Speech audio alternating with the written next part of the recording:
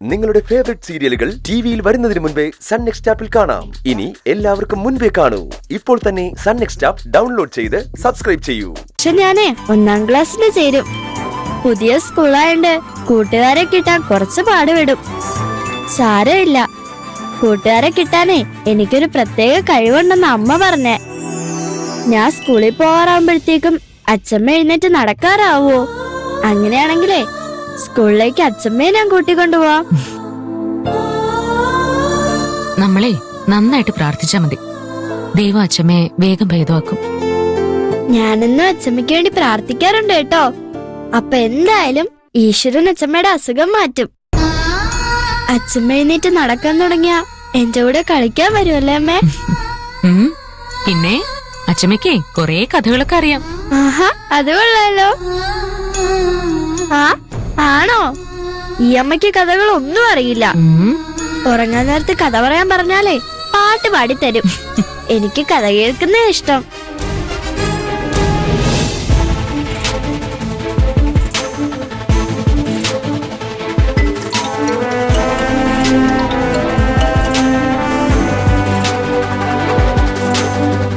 എടാ, നീ എവിടെയാടാ? ഞാൻ സൈറ്റിന്റെ അടുത്തുണ്ട്. മഞ്ജു അമ്മു നിന്റെ വീട്ടിലില്ലേ? അവര് വീട്ടിലെത്തിയിട്ട് കുറച്ചു നേരമായി. പ്രതീക്ഷ എന്നെ കണ്ട പ്രശ്നമാവെന്ന് കരുതി ഞാൻ അവിടെ നിന്ന് മാറി നിന്നത്. നീയേ എത്രയും പെട്ടെന്ന് നിന്റെ വീട്ടിലേക്കൊന്ന് പോ. എടാ, എന്നെ പ്രതീക്ഷ കണ്ട GK ആയിട്ട് ഞാൻ കളിച്ച നാടകമൊക്കെ പൊളിയും. പിന്നെ ഞാൻ ഇത്രയൊക്കെ കഷ്ടപ്പെടുന്ന വെറുതെ ആവില്ലേ? ഗിരിയേട്ടൻ എന്താ പറയുന്നേ? ഏയ്, ഒന്നുമില്ല. മഹിമ നിന്റെ കൂടെ ഉണ്ടോ? എടാ, ഞാൻ പറയുന്നത് നീ ഒന്ന് കേക്ക്. നീയേ എത്രയും പെട്ടെന്ന് വീട്ടിലേക്കൊന്ന് പോവാൻ നോക്ക്. അതുകൊണ്ടുണ്ടാവുന്ന പ്രശ്നങ്ങളൊക്കെ നമുക്ക് വരുന്നിടത്ത് വെച്ച് കാണാന്നേ. എടാ, നീ എന്താ ഇങ്ങനെയൊക്കെ സംസാരിക്കുന്നേ? എന്തെങ്കിലും പ്രശ്നമുണ്ടോ? ഉണ്ട്. എടാ, കുറച്ചു നേരം മുമ്പേ അരവിന്ദാക്ഷൻ സാർ എന്നെ വിളിച്ചിരുന്നു. അദ്ദേഹം ആശുപത്രിയിലേക്ക് റൗണ്ട്സിന് പോയപ്പോ അവിടെ അഭി റൂമിലുണ്ടായിരുന്നില്ല. കാവൽ നിന്നിരുന്ന അനിതയും മറ്റൊരു ഓഫീസറും കീഴ്പ്പെടുത്തിയിട്ട് അവൻ രക്ഷപ്പെട്ടു എന്നാണ് പറയുന്നത്. അതൊക്കെ വെറുതെയാണ്. അനിത മനഃപൂർവ്വം അവനെ രക്ഷപ്പെടാൻ സമ്മതിച്ചായിരിക്കും. അവന് വേണ്ടി ഗോപാൽജിയെ സഞ്ജു അവൾക്ക് കാശ് കൊടുത്തു കാണും. ഇവളൊക്കെ എന്തിനാണാവോ യൂണിഫോം ഇട്ടുകൊണ്ട് നടക്കുന്നത്? അതെ, അതിനെക്കുറിച്ചൊക്കെ ചർച്ച ചെയ്യാൻ നമുക്ക് ഇനിയും സമയമുണ്ട്. മഞ്ജുവിനെ നീ എത്രയും പെട്ടെന്ന് വിവരം അറിയിക്കണം. അവളെ വിളിച്ചപ്പോ ഫോൺ സ്വിച്ച് ഓഫ് ആണെന്നാ അരവിന്ദാക്ഷൻ സാർ പറയുന്നത്. അഭി അവളെങ്ങാനും... എടാ, നമ്മൾ അങ്ങനെയൊന്നും ചിന്തിക്കേണ്ട കാര്യമില്ല. ചിലപ്പോ മഞ്ജുവിന്റെ ഫോണിന്റെ ബാറ്ററി എല്ലാം തീർന്നായിരിക്കുന്നേ. എടാ, എന്തായാലും വീട്ടിൽ സ്ത്രീകൾ മാത്രമല്ലേ ഉള്ളൂ. നീയേ പെട്ടെന്ന് അങ്ങോട്ട് ചെല്ല്. ഞാനും മഹിമ അങ്ങോട്ട് വന്നോണ്ടിരിക്കുക. ശരി.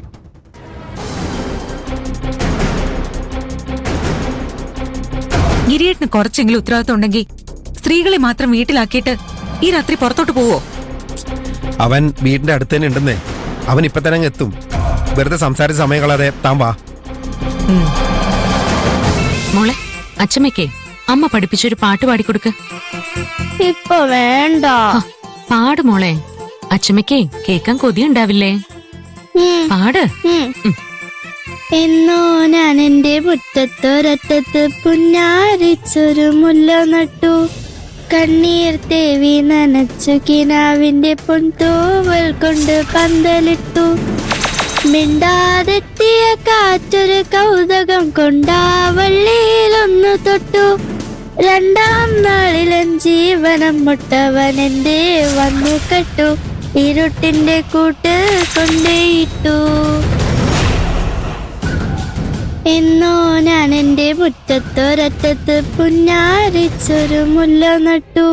കണ്ണീർ തേവി നനച്ചു കിനാവിന്റെ പൊൻതൂവൽ കൊണ്ട് പന്തലിട്ടു. മിണ്ടാതെത്തിയ കാറ്റൊരു കൗതുകം കൊണ്ടാവള്ളിയിലൊന്നു തൊട്ടു. 2-ാം നാളിലൻ ജീവനം മുട്ടവനെ.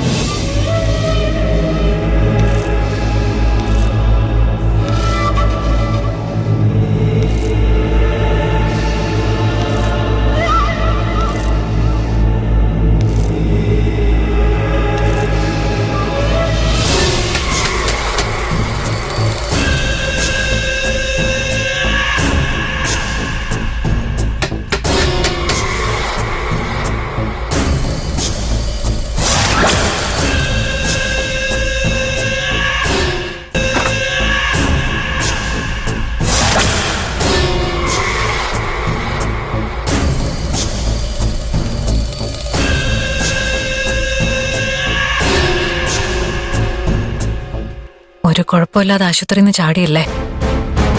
ഗോപാൽജിയുടെ കാശുകൊണ്ട് അങ്ങനെ ഒരു ഉപകാരം ഉണ്ടായി. എനിക്ക് വേണ്ട സൗകര്യങ്ങളെല്ലാം അനിത മേഡം ഒരുക്കി തന്നു. നീ ആശുപത്രിയിൽ നിന്ന് രക്ഷപ്പെട്ട് ആ വഴിക്ക് മുങ്ങുമെന്ന് സ്വപ്ന സംശയിച്ചിരുന്നു. എന്താ, നിനക്ക് അങ്ങനെ ഒരു സംശയം ഉണ്ടായിരുന്നില്ലേ? ഇല്ല, കണക്കുകളൊക്കെ തീർക്കാതെ പോവാൻ നിനക്കെങ്ങനെയാ സാധിക്ക? നിന്നെ തകർത്തവരെ തകർക്കാതെ നിനക്ക് മനസമാധാനത്തോടെ ഉറങ്ങാൻ പോലും കഴിയില്ല. ശരിയാ, എന്നെ തോൽപ്പിച്ചെന്ന് കരുതി സന്തോഷിക്കുന്ന അവരുടെ ജീവിതത്തിൽ ഇനി എന്നും കണ്ണീര് മാത്രമേ ഉണ്ടാവാൻ പാടുള്ളൂ. എന്നെ എതിർത്ത ദിവസോർത്ത് അവര് പശ്ചാത്തപിക്കണം. അതിന് പറ്റിയ അവസര നിനക്കിപ്പോ കിട്ടിയിരിക്കുന്നത്. മഞ്ജു മോളും മുറിയിലുണ്ട്. അവളുടെ കയ്യിൽ ആയുധങ്ങളൊന്നുമില്ല.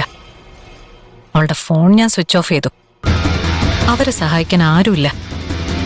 അവര് രണ്ടുപേരെയും തീർത്ത മഹിമയ്ക്കും ഗിരിക്കും ആ നഷ്ടം ഒരിക്കലും മറക്കാൻ പറ്റില്ല. മഞ്ജുവിനെ ഞാൻ ഒഴിവാക്കിയ നിനക്ക് ഗിരിയുടെ കാര്യത്തിൽ ഒരു പ്രതീക്ഷ ഉണ്ടാവും അല്ലേ? എനിക്ക് ഗുണമുള്ളൊരു കാര്യമല്ലെങ്കിൽ പിന്നെ നിന്നെ സഹായിക്കാൻ ഞാൻ തീരുമാനിക്കോ? നമ്മളെല്ലാവരും സ്വന്തം ഗുണത്തിന് വേണ്ടി തന്നെ അല്ലേ മോനെ ജീവിക്കുന്നേ? നീ വെറുതെ സംസാരിച്ച് സമയം കളയാതെ പോയി നിന്റെ പ്രതികാരം തീർക്ക്. വാ.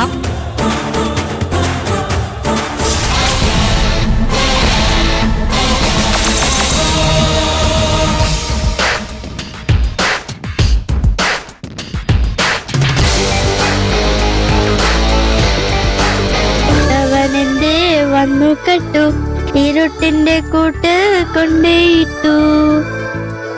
ഇന്നോ ഞാൻ എന്റെ മുറ്റത്തൊരറ്റത്ത് പുഞ്ഞാരിച്ചൊരു മുല്ല നട്ടു. മിണ്ടാതെത്തിയ കാറ്റൊരു കൗതുകം കൊണ്ടാ വള്ളിയിലൊന്നു തൊട്ടു. രണ്ടാം നാളിലും ജീവനം മുട്ടവനെന്തേ വന്നു കെട്ടു, ഇരുട്ടിന്റെ കൂട്ട് കൊണ്ടേയിട്ടു.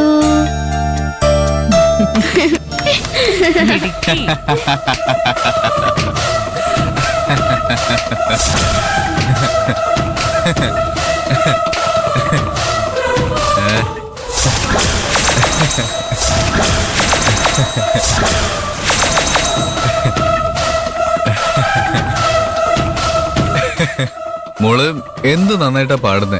മാഡത്തിന്റെ കഴിവ് മോൾക്കും കിട്ടിയിട്ടുണ്ട്. നീ എങ്ങനെയാ രക്ഷപ്പെട്ടെന്നാണോ? ഇതൊക്കെ ചോദിക്കേണ്ട കാര്യമുണ്ടോ മാഡം? നിങ്ങളുടെ ഡിപ്പാർട്ട്മെന്റിൽ വെറുതെ കാശ് കിട്ടിയ എന്തും ചെയ്യാൻ മടിയില്ലാത്ത കുറെ പേരുള്ളപ്പോ എനിക്ക് ആശുപത്രിയിൽ നിന്ന് ചാടാൻ കഴിയില്ലെന്നാണോ മാഡം വിചാരിക്കുന്നത്? അല്ലെങ്കിലും ഈ നിയമത്തിന്റെ വഴിക്ക് എന്നെ തടുക്കാൻ കഴിയുമെന്ന് കരുതിയ മാഡത്തിനാ തെറ്റിയത്.